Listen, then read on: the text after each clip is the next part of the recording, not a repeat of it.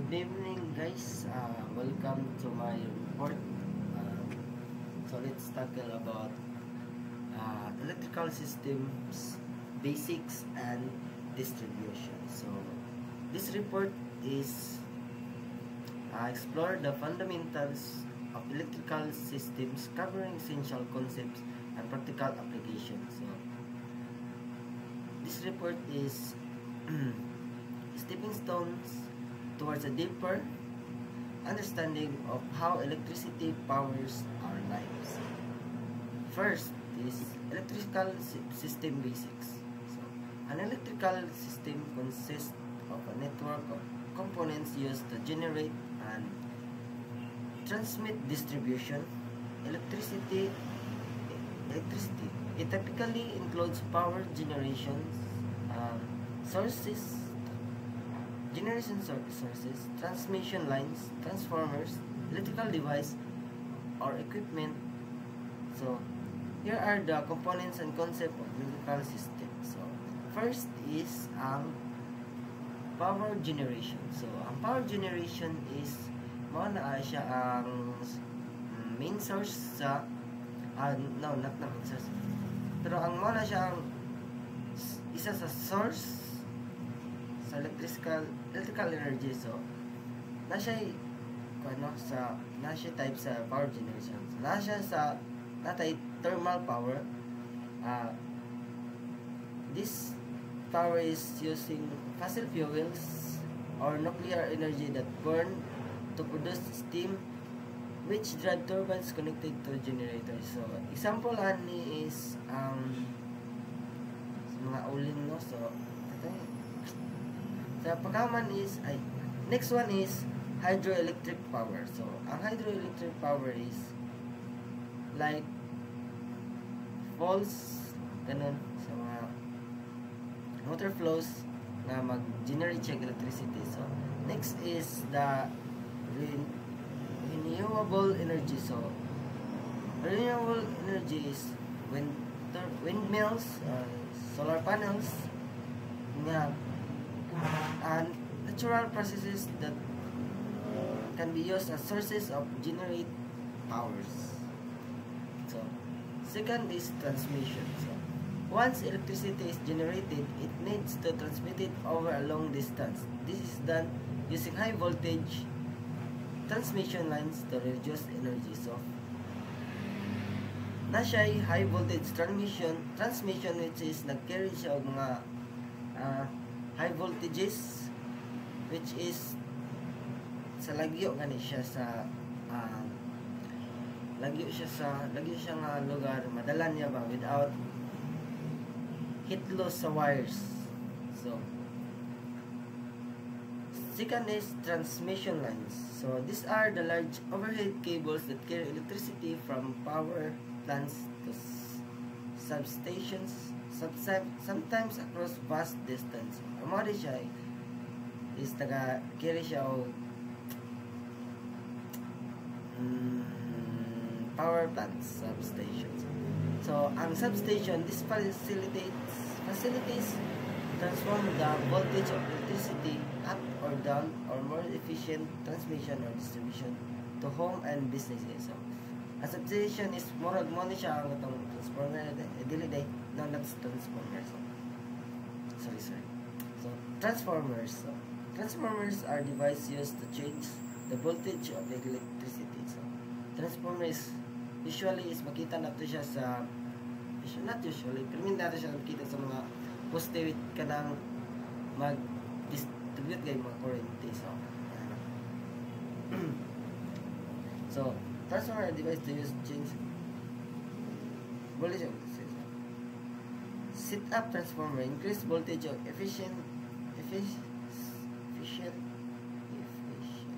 transmission over long distance. So kung na-step up, na po step down. So step down transformer reduce the voltage for safe distribution to homes and businesses.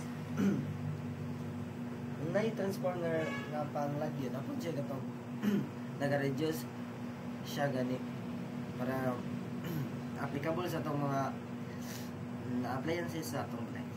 So distribution. Once electricity reached the local substation, it is distributed to homes, businesses, and industries through lower voltage distribution. So, low voltage distribution lines. These lines carry electricity at lower voltages, typically between 120 volts to 480 volts, suitable for residential and commercial use. Ano siya is, ang minimum and maximum niya sa mag-carry siya electricity. Service panel, also known as breaker panel. It is the point where electrical circuits branch out from main supply to various within the building. So, mano siya ang mga panels. Daghan siya sa panel bulbs, mga panels. Ganun. So, fifth is electrical circuit. So, an electrical circuit is a path through which electrical current for basic components include power source. So, asag ka ng kuryente, conductors like wires, cables na nag-carry of kuryente. Ang load niya, the device or component that consume electricity like light bulbs or motors or mga appliances. Control device, switches or circuit breakers that control the flows of electricity. So, like mga switches niya. So, 6 is electrical current type. So, direct current DC or the flow electric charge in one direction. So, like battery. So, alternating current AC, the flow of electric charge in the vertical reverses direction used for power transmission and most household electricity. So, voltage and current. So, voltage is the potential difference between 2 points in a circuit. It is the force that pushes electrons to flow through the conductor. So, next is current. The current is the flow of electrical charge which conductor measure in amperes. So, power, the rate of electrical energy consumed or generated measure in watts. It is related to voltage and current. Formula is power is equals to voltage times current times power, or equals to voltage times IP. So,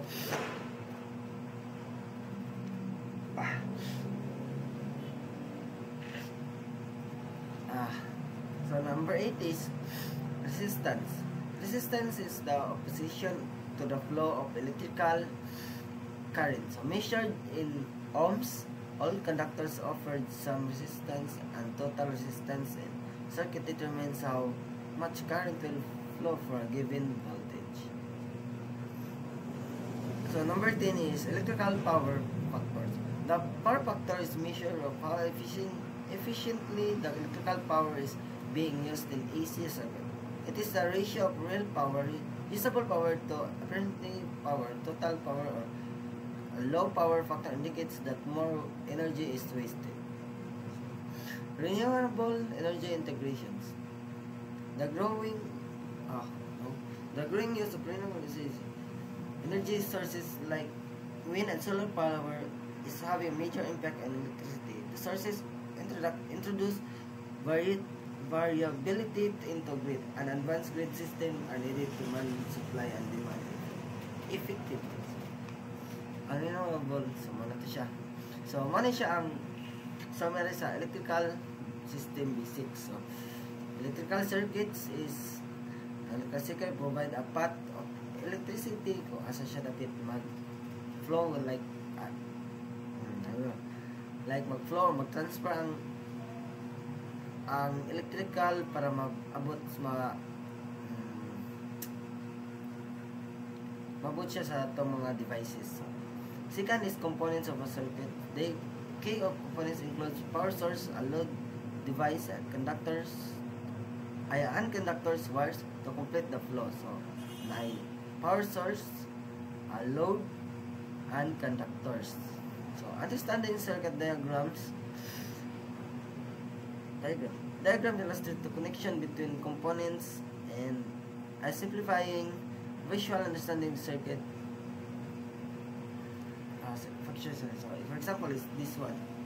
So just connect the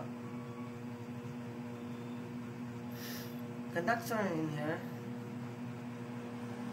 to light up this bulb. So this is the power source, the load, and the conductors.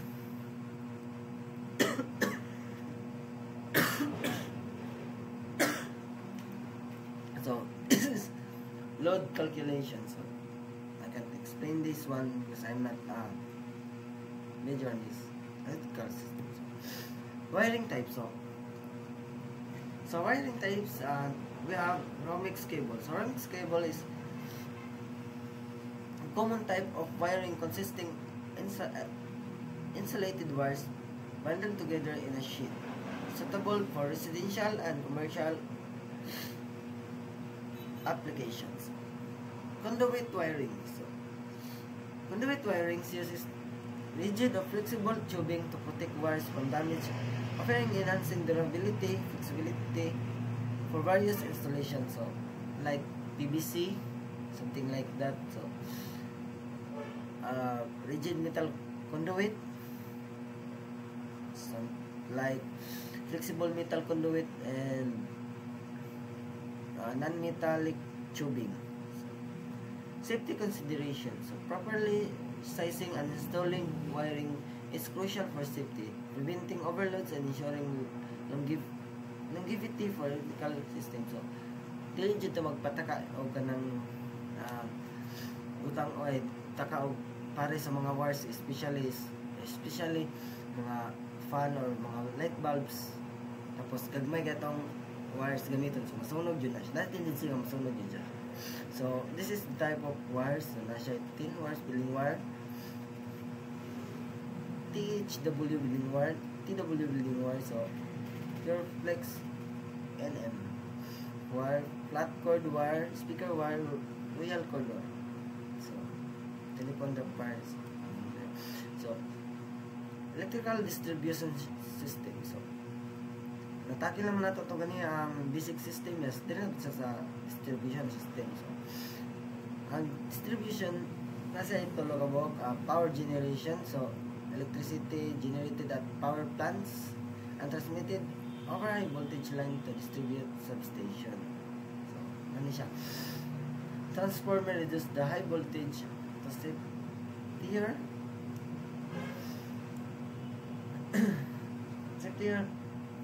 safer levels for distribution at homes and businesses. Muna siya ang kanyo.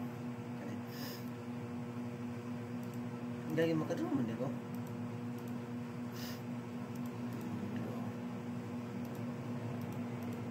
So, muna example sa transformer. Ayan. So, local distribution. Local distribution. Power is is then distributed in renewable buildings through homes through network power lines and transformers. So, muna siya is kani ginahatod na niyo. So tagbalay-balay kani gikan siya sa substation, padulong siya sa mga kita na niya. So centralized power transmission and distribution. So gikan siya diri sa from power plant, dagan flow siya diri, abot siya diri, dagan siya pero sa transmission substation, transmission station. So paabot niya diri is diri na siya ginatunga na siya diri sa abot siya sa heavy industry or mga dagkong factory. Dagan siya sa distribution substation. Usa siya dagan sa mga industrial, residential, and commercial. So first niya maagi siya sa distribution substation. So panel board. So ang panel boards is also known as electrical Panel boards or distribution boards are crucial components of electrical system which serve to distribute electrical power from main source to various circuits within a building or facility, typically used in cabinet panel boards contain circuit breakers or fuses to protect circuits from overload in short circuits. So, this is a breaker. So, ang panel board is mo siya ang ginasudlan sa breaker, like dako siya mabox. So like this is a panel board. It's a big one. So main panel, the main panel serve the primary distribution for point of electrical entering. So each building have a main panel board. So dili siya mag-distribute ang current niya o dili siya magtagtag. Sub-panels can be installed in different areas of a building for localized circuit control. So, for example, sub-panels is inner at our PH. So, we have sub-panels outside. So, we can turn it off and turn it down. So, circuit breaker. So, okay. Circuit breaker is typically interrupt the flow of electricity in case of overload or short circuit, protecting the wire and wiring and appliances. So, circuit breakers is the one that I have in outside, like that. Fuses. So, fuses provide similar overload protection as circuit breakers, but they are typically one-time use device that need to be replaced after a trip. So, the fuse is one time lang siya ginagamit, yung kaniya siya mabuto man siya, pagbutuan niya kani like kani AAA, 5A, 13A, and this one is this fuse one time use only. So if mabuton na siya, is di na siya ma-repair na siya, kailangan na siya yung siya install. So muna yung summary niya sa circuit breakers. So muna yung types of circuit breakers. So na siya single pole breakers. These breakers control single circuit and typically used for outlets and lights. So ginagamit niya siya sa masuga or like lagyo kayo ang main board scope, kaya nakamagpalong-palong pwede na kanina po. So double pole breakers. So double pole breakers control two circuits simultaneously, often used for high power appliances like stoves and ovens. So kani siya is muna siya ang ginagamit na sa mga dagko na dyan siya like refrigerator, freezer, like that. So important of sizing. So choose the right size of breaker for circuit is crucial for safety and proper functioning. So kailangan po nato siya pagitaw proper sizing niya para dili siya ma-short o dili siya mo overload Professional installation. Proper installation by qualified electrician is essential for ensuring safety and efficiency of the process. Manawag jud tawag kaning like we're looking for a professional to install para dili siya proper yung installment niya, dili siya overload o overheat. Overheat. So summary and takeaway. So understanding basics. A solid foundation in electrical system fundamental is essential for anyone dealing with electricity. Safety first. Proper understanding and implementation for safety and practices are paramount to prevent accidents and ensure a secure electrical environment. Continue with learning. The field of electrical system is constantly evolving, making ongoing learning and research crucial for staying updated. And for resources and furthermore reading, This report provides starting point for understanding electrical system. For more in-depth information, refers to these sources or this dili ko na nga siya sources. National Electrical Code or NEC, Electrical Safety Foundation, International ESFI, and Home Electrical Tips. Thank you and have a nice night.